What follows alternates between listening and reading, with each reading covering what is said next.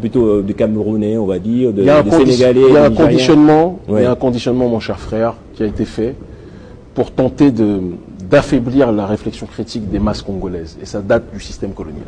Alors, c'est quoi sa particularité? Les Congolais d'ici, RDC et de Brazzaville, que vous connaissez aussi. Je ne vais pas commencer à faire des comparaisons, parce que je pense qu'il faut, avec pudeur, quand on parle de l'Ubuntu, tu es parce que je suis, et donc le but n'est pas de heurter la sensibilité de quoi que ce soit, mais d'analyser de manière froide.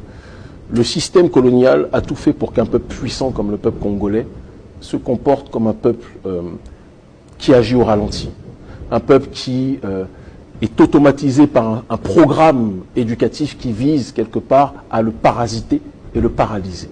Et on se retrouve avec une population qui malheureusement est automatisée pour agir dans un cadre d'être étrangère à elle-même. De telle sorte que quand agression systématique apparaît vis-à-vis de notre peuple, eh bien, qu'est-ce qui se passe? Malheureusement, la population ne réagit pas comme elle le devrait. Aujourd'hui, il y a une agression à l'Est qui est extraordinaire, qui utilise les proxys de l'oligarchie rwandaise et certains corrompus à l'intérieur du gouvernement actuel congolais, parce qu'il faut qu'on se dise la vérité aussi. Une civilisation n'est détruite par l'extérieur que si elle est rongée de l'intérieur, sinon c'est de la victimisation éternelle, et ça ne peut pas marcher. Et on a un peuple qui est extraordinaire, qui me donne les larmes aux yeux à chaque fois que je marche dans les rues, qui me reconnaît toutes les 5 minutes, qui nous salue.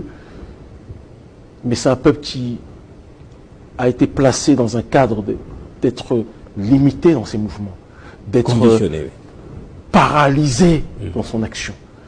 Et on le conditionne pour être dans une logique soit de boire, soit de danser, soit d'être dans les concerts, soit... alors que c'est un peuple révolutionnaire par essence. Le peuple congolais est l'un des peuples les plus beaux que j'ai vus de ma vie. Un des peuples les plus solides. Quand on parle du Bantou, la matrice même, c'est dans cette région. Et je sais qu'un jour, le Congo redeviendra la gâchette de l'Afrique.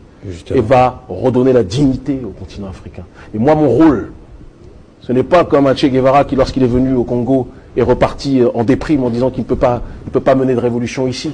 Moi, mon rôle, c'est là où certains pensent que la terre est morte, moi, c'est d'y voir la vie. Et je suis convaincu que dans ce Congo-là, la résurrection, la révolution se matérialisera. Il y a une nouvelle génération, on parle de mon jeune frère qui est le coordinateur de notre organisation Fortifie Ushima et bon nombre d'autres militants et militantes qui font un travail extraordinaire.